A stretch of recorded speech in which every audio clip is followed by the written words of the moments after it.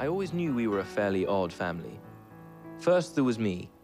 Too tall, too skinny, too orange. My mum was lovely, but not like other mums. There was something solid about her, something rectangular, busy, and unsentimental. Her fashion icon was the Queen. Dad, well, he was more normal. He always seemed to have time on his hands.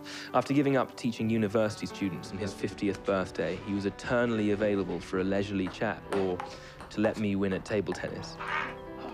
And then there was Mum's brother, Uncle Desmond. Always impeccably dressed, he spent the days just, well, being Uncle Desmond. He was the most charming and least clever man you could ever meet. His mind was on other things, though we never found out what. And then, finally, there was Catherine, Katie, Kit Kat, my sister. In a household of sensible jackets and haircuts, there was this, what can I call her? Nature thing. With her elfin eyes, her purple t-shirts, and her eternally bare feet. She was then, and still is to me, about the most wonderful thing in the world. All in all, it was a pretty good childhood, full of repeated rhythms and patterns. By the time I was 21, we were still having tea on the beach every single day, skimming stones, eating sandwiches, summer and winter, no matter what the weather.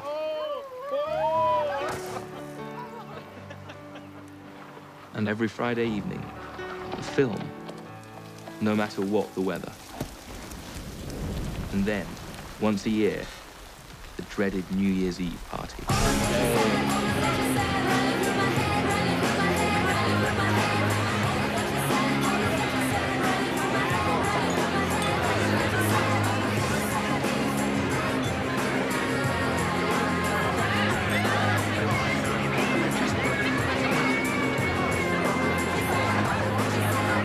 You're absolutely gorgeous. I'm Katie. What am I drinking? This is very expensive stuff. Cheers.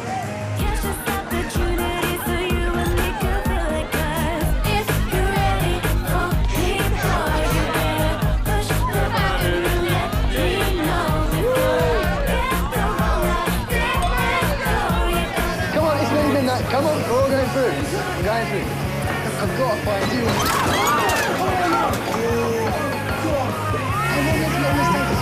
I'm sorry. 6, 5, 4, 3, 2, 1.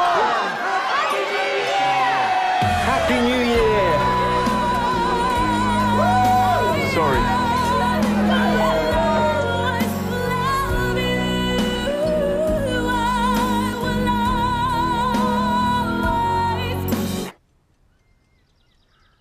And so I woke up the next morning, hungover, ashamed of myself, and not realizing it was the day that would change my life forever.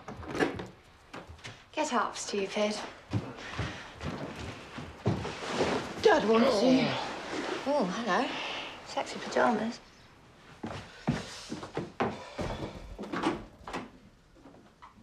Ah, Tim, come in. Do sit down.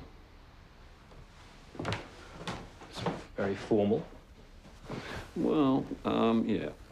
This is an odd moment for me, because I had the same moment with my father when I just turned 21, and after it, my life was never the same. So I approach it pretty nervously. Okay. When you're ready, it's all very mysterious. Right. Tim, my dear son,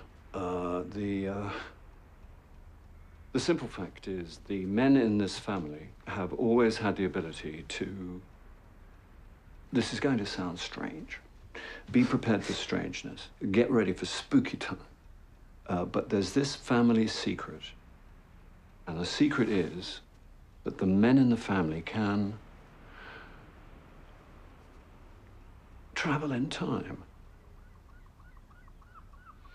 Well, more accurately, travel back in time. We can't travel into the future. This is such a weird joke. It's seriously not a joke. So you're saying that you and Grandad and his brothers could all travel back in time? Absolutely. And you still do? Absolutely. Although it's not as dramatic as it sounds. It's only in my own life. I can only go to places where I actually was and can remember. I can't kill Hitler or shag Helen of Troy, unfortunately. Okay, stop. If it's true, which it isn't. Although it is. Although it isn't, obviously. But if it was, which it's not. Which it is. Which it isn't. But if it was, how would I actually... The how is the easy bit, in fact. You go into a dark place. Big cupboards are very useful, generally. Toilets at a pinch. Then you clench your fists like this. Think of the moment you're going to, and you'll find yourself there. After a bit of a stumble and a rumble and a tumble. Wow. Is as good a reaction as any. I think I plumped for fuck. But it was the 70s. No, this is so obviously a joke. It's not a joke. Why would I lie to someone I'm fairly fond of? Okay. But when I come back downstairs after standing in a cupboard with my fist clenched, you're going to be in so much trouble. Well, let's see, shall we? Oh, and Tim, try and do something interesting. So much trouble. I mean it, really.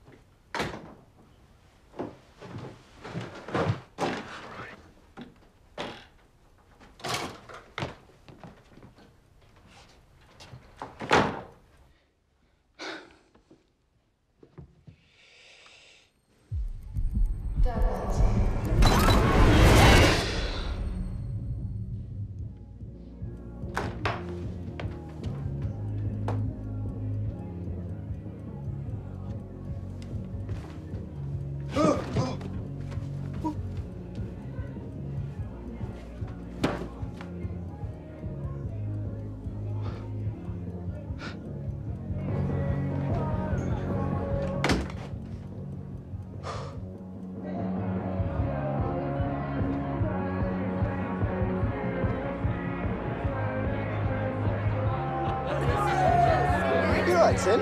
Yes. Yeah, good, ace. Yeah. Good, come on. It's nearly midnight. We got to find... Whoa. Hey, midnight!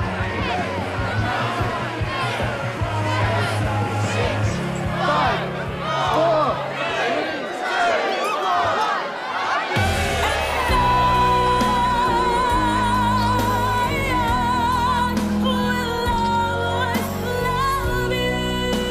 Thank you, Tim. You're welcome, Polly.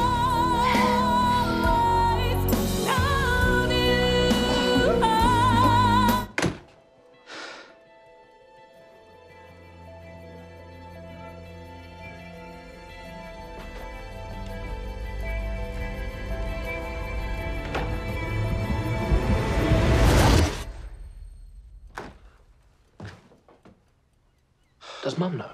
Not a whistle. Strange. And what about the whole... Butterfly effect thing, what can I say? We don't seem to have messed up civilization yet. It's going to be a complicated year. It's going to be a complicated life. What have you done with it? For me, it's books, books, books. I've read everything a man could wish to. Twice. Dickens 3 times. Any first thoughts? Well, I suppose apart from getting a slightly better haircut. Yeah. Money would be the obvious thing. Very mixed blessing. Utterly screwed up your grandfather's life, left him without love or friends. I've never bumped into a genuinely happy rich person. It would be nice not to have to work. No, that's a real recipe for disaster. Look what happened to Uncle Fred. What happened to Uncle Fred? Absolutely sort of wasted his life. You have to use it for things that you really think will make your life the way you want it to be. Come on, really think about this. Well, to be honest, I suppose for the moment, it would be just great if it could help me get a girlfriend. Wow. Massive. Yeah. The mothership. For me, it was always going to be about love.